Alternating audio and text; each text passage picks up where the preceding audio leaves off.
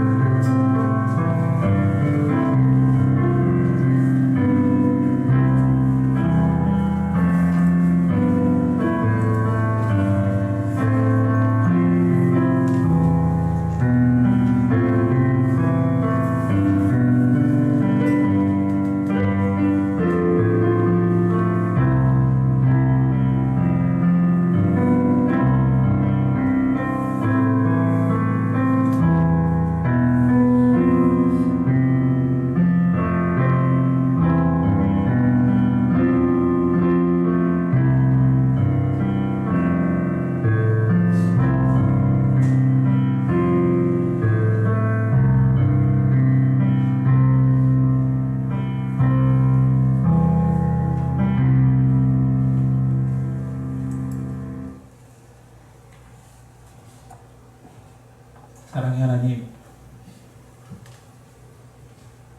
봄의 따뜻한 기운을 받으며 하나님의 사랑을 기억하게 됩니다. 겨우내 움츠렸던 우리의 몸과 마음을 하나님의 사랑으로 다시 채워지게 해주시고, 따뜻한 날씨만큼이나 우리 안의 사랑도 섬김도 더욱 커질 수 있도록 역사하옵소서. 예배로 초대하심에 감사하여 예물을 가지고 나아오니 우리의 예물이 하나님의 귀한 사역에 쓰일 수 있도록 역사하옵소서.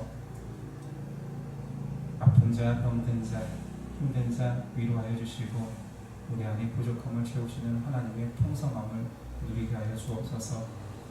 오늘도 무엇보다도 성령님 말씀으로 은혜를 허락하여 주옵소서. 그 말씀이 살아 생명력 있는 호흡이 되어 우리 안에 완전히 녹아들 수 있도록 은혜 허락하옵소서. 오늘도 오늘의 예배도 하나님께 맡기오며 예수 그리스도의 이름으로 기도드립니다. 아멘. 우리 일어나셔서 십계명 나누고 있겠습니다.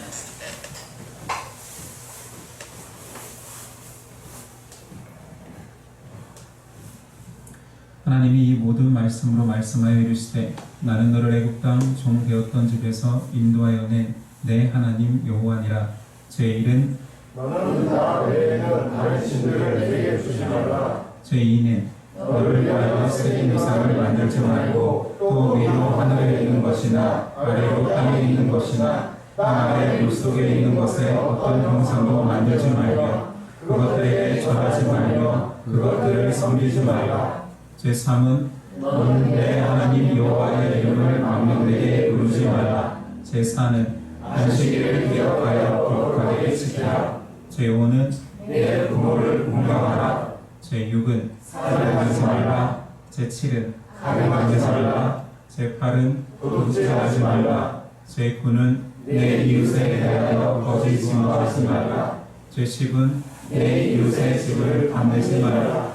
예수께서 이르시되, 내 마음을 다하고 목숨을 다하고 뜻을 다하여 주 너의 하나님을 사랑하라 하셨으니, 이것이 크고 첫째 되는 계명이요 둘째도 그와 같으니, 내 이웃을 내 자신같이 사랑하라 하셨으니, 이 두 계명이 온 율법과 선지자의 강령이니라. 아멘.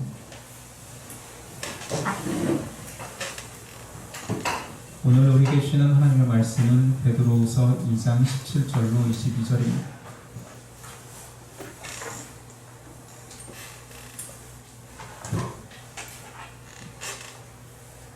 베드로후서 2장 17절로 22절까지 저와 여러분들이 한 절씩 교독하겠습니다. 2장 17절입니다. 이 모든 사람들은 물 없는 샘이요 광풍에 밀려가는 안개니, 그들을 위하여 캄캄한 어둠이 예비되어 있나니, 그들이 억울한 사랑의 말을 토하며 그들에게 행하는 사람들에게서 경고한 자들을 음란으로써 육체의 정욕 중에서 유혹하는도다. 그들에게 자유를 준다 하여도 자신들은 멸망의 종들이니, 누구든지 진 자는 이긴 자의 종이 됨이라. 만일 그들이 우리 주 되신 구주 예수 그리스도를 알고 세상의 더러움을 피한 후에 다시 그 주님의 엄에 있고 지치면 그 낮은 형편이 처음보다 더 심하리니, 의의 도를 안 후에 받은 거룩한 명령을 저버리는 것보다 알지 못하는 것이 도리어 그들에게 나으니라. 참된 속담에 이르기를, 개가 그 뻘락한 것에 돌아가고 돼지가 씻었다가 더러운 구덩이에 도로 누웠다 하는 말이 그들에게 응하였도다. 아멘. 오늘 말씀의 제목은 진정한 자유입니다.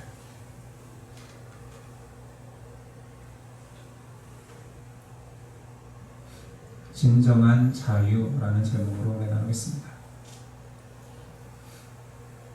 오늘 본문은 사도 베드로가 지금까지 거짓 교사와 그 유혹에 넘어간 자들, 그들의 특징을 이야기했다면 이제는 그들의 결과를 말합니다.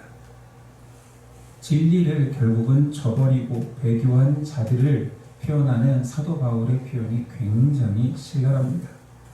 앞서 그들을 표현할 때 임박한 멸망을 스스로 취하는 자들, 잡혀 죽기 위하여 난 이성 없는 짐승, 탐욕에 연단된 마음을 가진 자들이니 저주의 자식이라고 했었죠. 17절에 보니 물 없는 샘이요 광풍에 밀려가는 안개. 22절 토한 것에 돌아가는 개, 씻었다가 더러운 구덩이로 도로 돌아가는 돼지로 묘사하고 있습니다. 굉장히 심한 말을 계속 사용하고 있죠. 사실은 이 정도의 편지는 굉장히 좀 막장 아닙니까? 한두 번 얘기한 것도 아니고 여러 가지 표현 방법을 써가면서까지 이렇게 그들의 결과를, 그들의 모습을 폭로하고 있습니다. 17절에 이 사람들은 물 없는 샘이에요. 겉으로는 샘입니다. 물이 가득할 것 같습니다. 그러나 그들의 내면에 가진 것은 아무것도 없다라는 거지요. 그 안에 생명의 물이 있을 것처럼 자라나지만 그 심령은 메말라 있습니다. 두 번째, 광풍에 물러가는 안개로 표현합니다. 안개 또한 앞에서 말한 물 없는 샘과 비슷한 의미입니다. 안개는 구름이 아니지요. 그 안에는 생명력 있는 물이 없습니다. 물이 있는 것 같지만 사람들을 현혹하기만 하는 굉장한 위험이 있지요. 그들의 안개가 끼며 시야를 가려 위험천만하기만 하지 비가 내리지는 않습니다. 이 두 비유를 통하여서 베드로는 그들이 생명이 있는 듯 자랑하지만 사람만 현혹하고 위험을 초래함을 말하는 것입니다. 그들의 최후는 캄캄한 어둠이라 말합니다. 은유적으로 표현했지만 지옥이 예비되었다라는 무서운 선언을 하고 있습니다. 그들의 자랑은 멈추지 않습니다. 비어있는 샘이기에 우리말에 빈수레가 요란하다라고 하잖아요. 그들은 깨어진 독처럼 물을 쏟아내듯 자랑합니다. 18절 그들이 허탄한 자랑의 말을 토하며 그릇되게 행하는 사람들에게서 겨우 피한 자들을 음란으로서 육체의 정욕 중에서 유혹하는도다. 그들의 특징은 과장된 말로서 어린아이 같은 연약한 자들을 현혹합니다.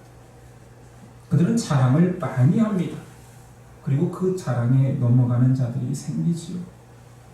미숙한 자들은 그 자랑에 혹하여서 나도 그렇게 되고 싶다라는, 나도 그런 자랑을 하고 싶다라는 말에 유혹에 넘어가 사로잡힙니다.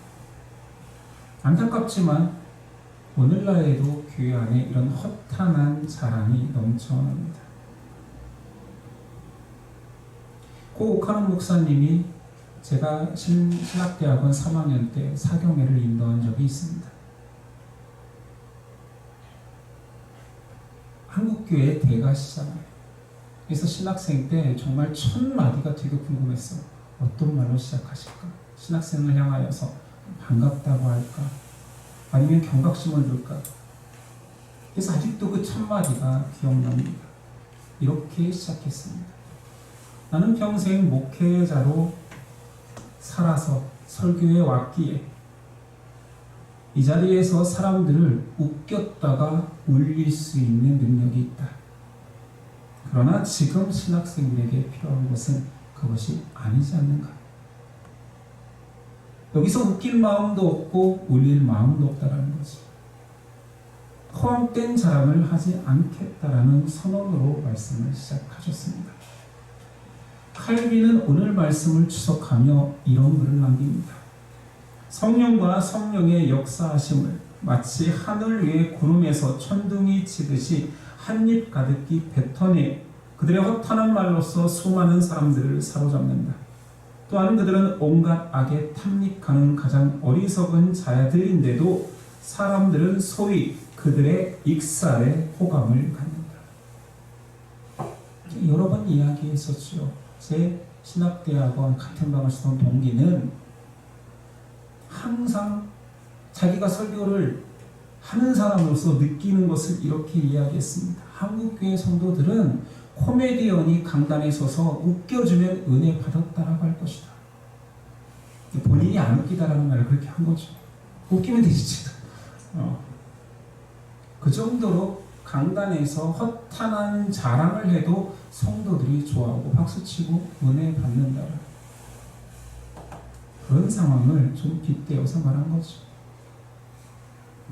거짓된 자들은 말씀과 진리에 대한 간절함을 약하게 만들고 개인의 취향을 자극하여서 연약한 자들을 유혹합니다. 하나님 믿으면 좋은 일이 생길 거야. 하나님 믿으면 풍성해져. 하나님 믿으면 성공한다. 이게 개인의 취향이지 진리의 말씀은 아니잖아요. 그런 자랑이 교회 안에 슬며시 스며들어서 오히려 이단들이 정통교회의 이런 모습을 비판합니다. 이런 교훈이 스며들면 교회 안에 종교인들은 많아지겠지만 성도는 점점 적어지는 일을 만들겠지요. 거짓된 자들은 또한 자기 합리화의 대가들입니다. 19절. 그들에게 자유를 준다 하여도 자신들은 멸망의 종들이니.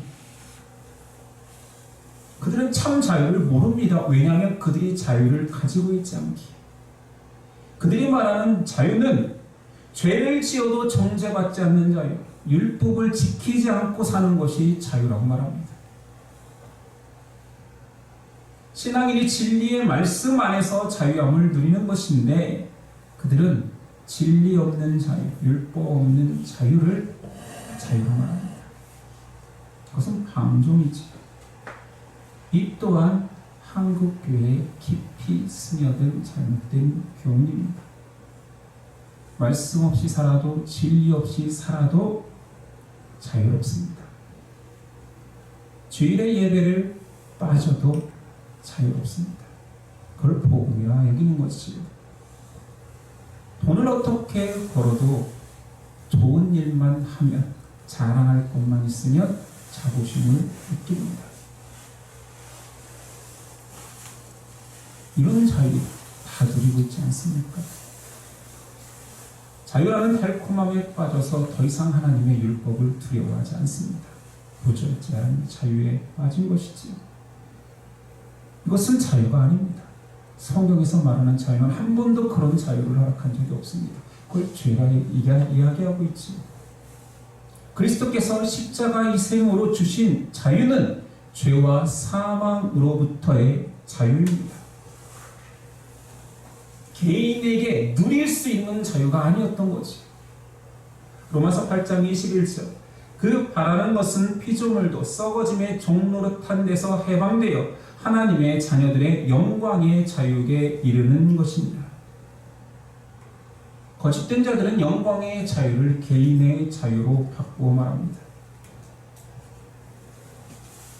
율법의 정죄에서 벗어난 자유지 율법 없이 사는 자유를 말하는 것이 아닙니다. 그들은 또한 자기 꾀에 빠져버렸습니다. 자신이 자유가 없는데 멸망의 종인데 자유를 준다, 이것이 자유다라고 선전하고 다니지요. 그들은 똑똑합니다. 지혜롭습니다. 그래서 결코 자기들은 자가당착에 빠지지 않을 거라고 확신하는 거지요. 기독교 역사를 돌이켜보면 한 사람이 잘못된 자유에 빠진 게 아니라 시대 전체가, 절대 다수가 잘못된 자유에 빠진 시기가 있습니다. 알다시피 구약에도 수많은 시기에 그렇게 잘못된 자유를 탐닉하고 죄 가운데 있었죠. 제가 여러분에게 물어보겠습니다. 구약의 그 시기, 기독교 역사의 어떤 시기에 그렇게 잘못된 자유에 빠졌을 때 지혜자가 없었을까요? 미숙하고 어리숙한 사람들 천지여서 그런 겁니까? 혹 지금보다 그러면 헌신자가 없어서 그들이 잘못된 길로 전부 다 빠졌을까요? 중세를 기독교 암흑기라고 이야기합니다. 그때는 과학도 수학도 철학도 문학도 천재들이 넘쳐날 때입니다. 하나님의 진리를 찾기 힘든 암흑기였습니다. 지혜가 없어서 암흑기가 온 것이 아니라 스스로 지혜 있다 하는 자들이 많을 때 기독교 영적 암흑기가 왔습니다. 베드로는 오늘 전쟁 비유로서 참 자유를 표현합니다.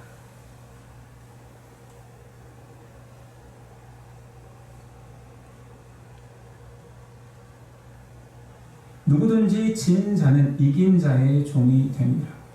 굉장히 난해 구절입니다. 그래서 여러 주석가들, 성경 해설자들은 이 구절을 단순히 앞의 말에 연결하여서 진 자는 거짓 선생들을 말하고 이긴 자는 멸망에 썩어질 것이라고 그냥 아무 문장하고 연결해서 해석합니다. 그러니까 정욕 가운데에 빠져서 생명을 잃은 사망으로 걸어가는 자들은 틀림없이 사망 가운데 질 것이다, 종이 될 것이다 라는 표현으로 보았죠.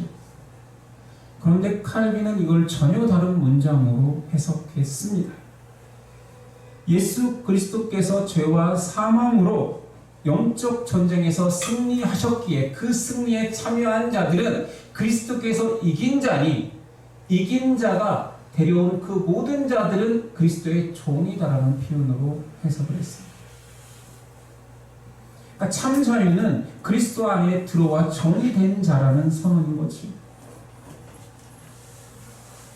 이것이 바로 기독교의 역설입니다.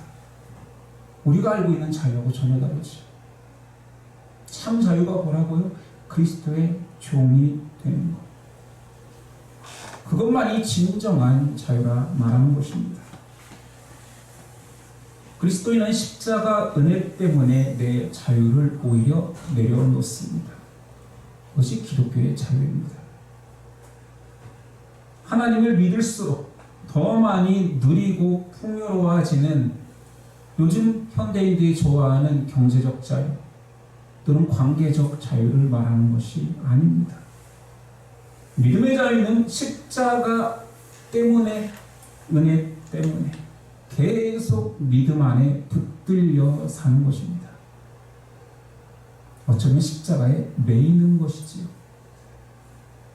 여러분들이 물을 수도 있습니다. 어떻게 이것이 자유냐고. 그래서 사도 바울의 참 자유를 표현하는 표현을 가져왔습니다. 갈라디아서 2장 20절입니다. 내가 그리스도와 함께 십자가에 못 박혔나니 그런즉 이제는 내가 사는 것이 아니요 오직 내 안에 그리스도께서 사시는 것이라. 이제 내가 육체 가운데 사는 것은 나를 사랑하사 나를 위하여 자기 자신을 버리신 하나님의 아들을 믿는 믿음 안에서 사는 것이라. 바울의 자유론이 굉장히 독특하지요. 은혜 때문에 내 권리를 포기하고 은혜 때문에 내 시간을 포기하고 은혜 때문에 내가 받아야 될 인정과 높아짐을 내려놓는 것, 이것이 은혜의 자유라고 말합니다.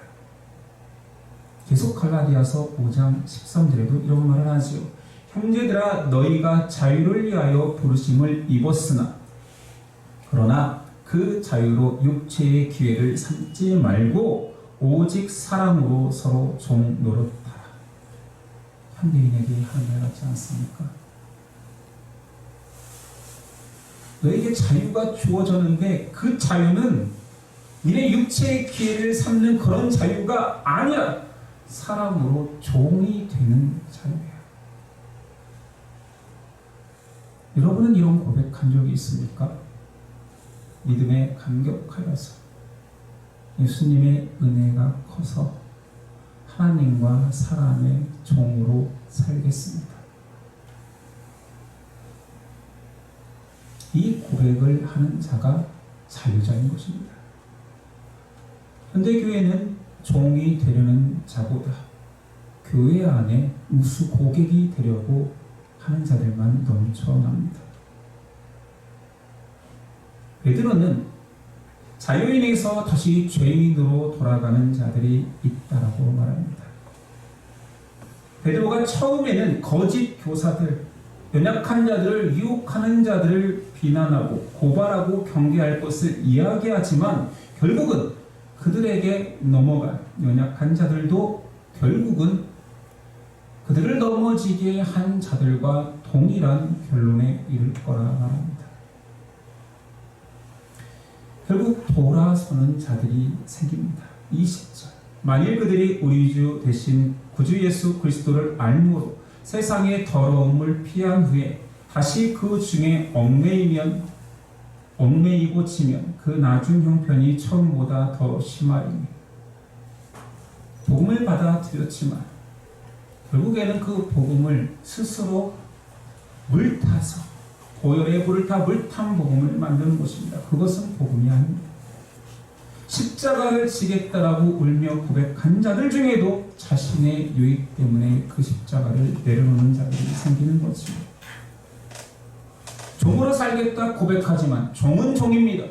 그런데 높아지려는 종, 인정받으려는 종, 주인 같은 종이 되려는 신앙인들이 많아지는 거지.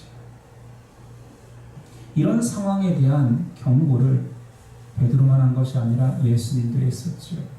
마태복음 12장과 누가복음 11장에는 우리가 잘 알고 있는 귀신 들렸다가 나감을 얻었지만 소재된 집에 다시 더 강력한 7 귀신이 들어오는 비유가 있습니다. 그러면서 예수님께서 그 사람의 나중 형편이 전보다 더욱 심하리라. 이 말을 그대로 베드로가 차용한 것입니다. 베드로는 지금 그 예수님의 연이 성취되고 있다. 내 주변에 나와 함께 예수님을 믿겠다라고 십자가를 따르겠다라고 모인 사람들이 얼마나 많은가. 그런데 누가 있는가? 베드로는 예수님의 비유를 그대로 차용한 것을 통해서 그들은 귀신에 유혹받아 넘어진 자들이라 표현하는 것입니다. 세상의 거짓 교훈에 수많은 자들이 낙엽처럼 쓰러지고 있습니다. 21절. 의의 도를 안 후에 받은 거룩한 명령을 저버리는 것보다 알지 못하는 것이 도리어 그들에게 나으니라. 이런 범주의 표현이 한국말에도 있잖아요. 가다가 그만두면 아니더만 못하다. 베드로도 한 번 더 잠언 말씀을 통하여서 그들의 상태를 이렇게 표현합니다. 참된 속담에 이르기를 개가 그 토하였던 것에 돌아가고 돼지가 씻었다가 더러운 구덩이에 도로 누웠다 하는 말이 그들에게 응하였도다. 안타까운 상황이죠. 예나 지금이나 동서고금을 막론하여서 신앙 안에 변절자들은 참 많았다라는 것입니다. 진리를 손 안에 두고도 그 진리의 가치를 세속적 가치에 희석되어 놓쳐버리는 자들이 존재해 왔습니다. 참 자유의 가치를 망각한 채 개인의 자유에, 탐욕에, 욕심에 이끌려 참 자유의 가치를 버리는 것이지. 이런 이들이 많다라는 것은 단순히 나를 제외한 세상에 그런 자가 많다가 아닙니다. 기독교 안에 나를 포함해서 이런 유혹에 참으로 많이 넘어질 수 있다는 것입니다.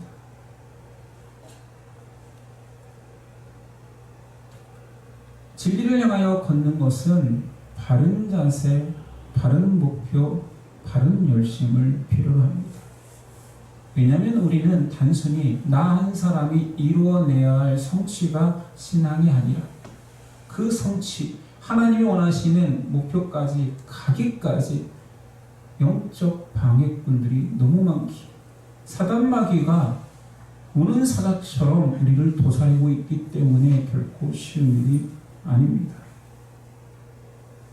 어마어마한 시험 앞에 넘어지는 것이 아니라 누구라도 가질 수 있는 그 욕심과 교만에 겸손해야 될 은혜의 자리를 떠나는 것입니다. 그러니 우리는 내 은혜를 교만이 여기지 아니하고 날마다 겸손히 묵상하며 회개해야 됩니다. 누구라도 넘어질 수 있게. 베드로는 서신을 쓰면서 분명한 대상과 목표가 있었습니다. 사도 베드로가 돌아서고 실패한 자들을 비난하고 경고하기 위해서 쓴 글이 아니라 그리스도로 인해 순종하던 그들이 포기할까봐 끝까지 격려하기 위하여서 쓴 목적입니다. 배교자들을 비난하려 한 것이 아니라 사명을 끝까지 감당하는 자를 위로하고 그들이 그 사명을 감당할 때 같이 진귀한 보석됨을 말하고 싶은 것이지요. 리더로서, 사도의 대표로서 베드로가 그 시대에 느꼈던 중압감은 우리가 상상하기 힘들 것입니다. 함께 그리스도를 위해서 죽겠다고 했던 자들이 변절할 때 그 아픔은 너무 컸을 것입니다. 그들이 자신만 변절하는 것이 아니라 또다시 연약한 자들을 넘어뜨리려 교회에 기웃거릴 때 베드로가 느끼는 좌절감은 어마어마했을 것입니다. 그러니 이런 격한 반응들, 표현들이 나오는 거지요. 참자를 망각하게 하는 개와 돼지 같은 짐승이라고까지 표현하는 것입니다. 여러분, 믿음의 길은 순탄하지 않습니다. 이것은 계속 예수님도 바울도 신약도 구약도 계속 언급하는 말입니다. 예수님의 표현은 많이 들어왔으니 오늘은 바울의 표현을 들어볼까요? 이 길은 가을 추수 때까지 뜨거운 여름을 견뎌야 하는 농부의 수고와 같다. 경기에 참여하는 선수처럼 자신을 연마해야 한다. 전쟁에 동원된 군인은 생명 다해 싸워야 한다. 결코 쉬운 일이 아님을 강조하는 말들이지. 우리는 흔들릴 때가 있고 우리를 흔들고 있는 사람이 생길 때가 있고 흔들고 있는 가치 속에, 세상 가치 속에 잠식될 때가 있습니다. 우리에게 주신 믿음의 보석은 빼앗기지 않았는데 스스로 내려놓게 합니다. 그리고 그렇게 보석을 빼앗긴 자들은 다른 자들까지 변질시키려 하고 그들은 존재해 옵니다. 그래서 베드로는 편지를 쓴 것이지요. 물없는 생을 조심해라. 그들은 생명에 물이 없는 자인데 있는 자처럼 너희를 유혹하며 자신의 생명과 자유를 자랑할 것이다. 그들은 허탄한 자랑으로 너희를 유혹한다. 골로새서 2장 8절에도 이런 구절이 있지요. 누가 철학과 헛된 속임수로 너희를 사로잡을까 주의하라. 이것은 사람의 전통과 세상의 초동학문을 따름이요 그리스도를 따름이 아니니라. 바울도 베드로도 정말로 많은 신자들이 다시 세상으로 돌아가는 것을 목격하며 안타까움으로 쓴 것입니다. 도착할 때까지 우리의 경주는 끝난 것이 아닙니다. 예수 한번 믿어드릴까? 신앙 고백할까? 구원의 확신이 있다라고 고백해 드릴까? 그러면 나는 천국의 티켓이 보장된 것처럼 신앙생활하는 많은 성도들을 향한 경고지요. 성도는 성장과 성숙을 멈추는 순간 어쩌면 그 자리가 믿음을 저버리는 자리가 되기도 합니다. 제가 정말 많이 했던 비유 중에 새 속의 물살을 거슬러 올라가야 한다라는 이야기가 있었죠. 너무 힘들어서 잠시 나는 여기에서 쉴 테야, 헤엄치는 것을 멈출 테야 하면 새 속의 물살은 강하게 나는 그 자리에 있겠다 하지만 그 급류에 휘말려 새 속의 바닥까지 떠내려가 있게 됩니다. 에베소 4장 14절이요. 이는 우리가 이제부터 어린아이가 되지 아니하여 사람의 속임수와 간사한 유혹에 빠져 온갖 교훈의 풍조에 밀려 요동하지 않게 하려 함이라. 오직 사랑 안에서 참된 것을 하여 범사에 그에게까지 자랄지니 이는 머리니 곧 그리스도라. 내가 그리스도 닮은 데까지 가겠다라는 목표를 내려놓는 순간 온갖 교훈의 풍조에 밀려 요동케 된다 말하고 있지 않습니까? 우리가 지금 완전한 신앙인이다, 보석 같은 신앙인이다 라고 말하는 것은 아닐 것입니다. 우리가 완전하지 않을지라도 우리의 태도가 겸손해야 되는 것이요. 내가 높이 오른 자가 아닐지라도 내 방향은 한 발짝 한 발짝 결코 그리스도를 향하여 멈추지 않겠다라는 자세가 필요한 것입니다. 어제의 기도가 나를 축복으로 이끄는 것이 아니라 오늘은 오늘의 나의 기도, 감사, 회개를 멈추면 안 된다는 것입니다. 예수님께서 공동체를 이 땅에 소망으로 두셨습니다. 서로가 서로에게 귀한 도움의 돌 에베네셀이 되어줄 거라고 믿기에 다 이루었다 말한 거 아닐까요? 신앙이 쉬운 게 아니기에 공동체가 필요하고 순탄한 여정이 아니기에 지체가 필요한 것입니다. 우리의 위로가 없더라면 누구라도 시험당하여서 포기할 것입니다. 서로가 서로에게 에베네셀이 되어주지 않는다면 이 길은 혼자 걸어낼 수 없기에 유일한 소망 공동체 교회를 주셨습니다. 제가 이 자리에 있을 수 있는 것, 계속 신앙을 이야기하고 믿음을 이야기할 수 있는 것이 하나님의 은혜겠지만 제 자신의 공로가 아니요 여러분의 힘인 것입니다. 세상은 자유를 개인의 자유라 말하고 있습니다. 오늘 베드로는 정확히 자유를 규정하죠. 영광의 자유는 종이 되는 자유다. 진리 안에서 하나님과 사람에게 종이 되어줄 수 있겠느냐? 그것이 참 자유다 말하고 있습니다. 우린 계속 세속의 자유, 개인의 자유, 개인이 누릴 수 있는 많은 것들을 신앙 안에서 하나님께 달라 할 것입니다. 연약하기에 저도 하나님께 필요하면 달라 할 것입니다. 그러나 그것이 본질이 아니면 결국은 다 주기 위하여서, 더 낮아지기 위하여서, 더 사랑하기 위하여서, 더 정의 되기 위하여서 진행하는 것이 참 자유를 누리는 길임을 우리는 명심해야 할 것입니다. 그것이 영광의 자유입니다. 기도하겠습니다.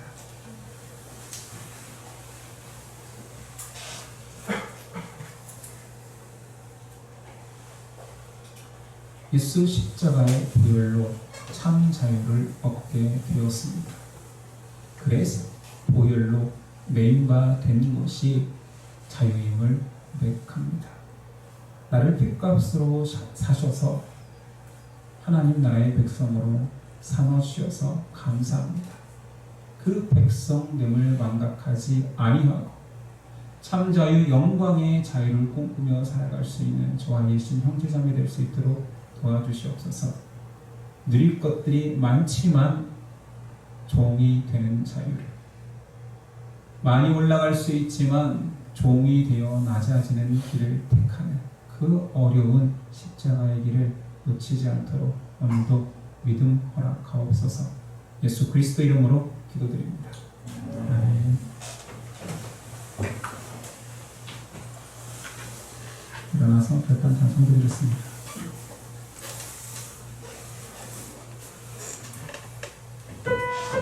나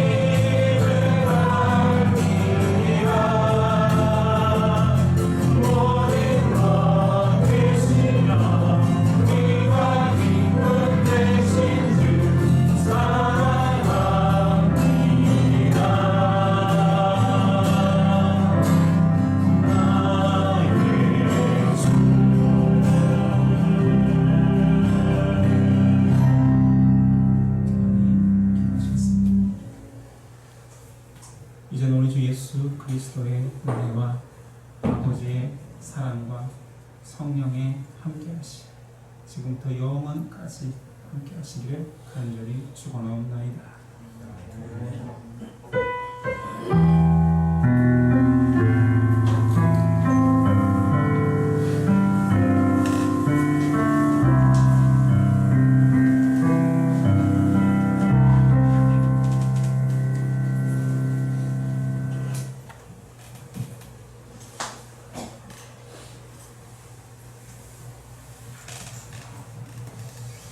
옆 사람과 집에서 예배드리는 분들은 가족들과 인사했으면 좋겠습니다. 영광의 자유를 얻읍시다.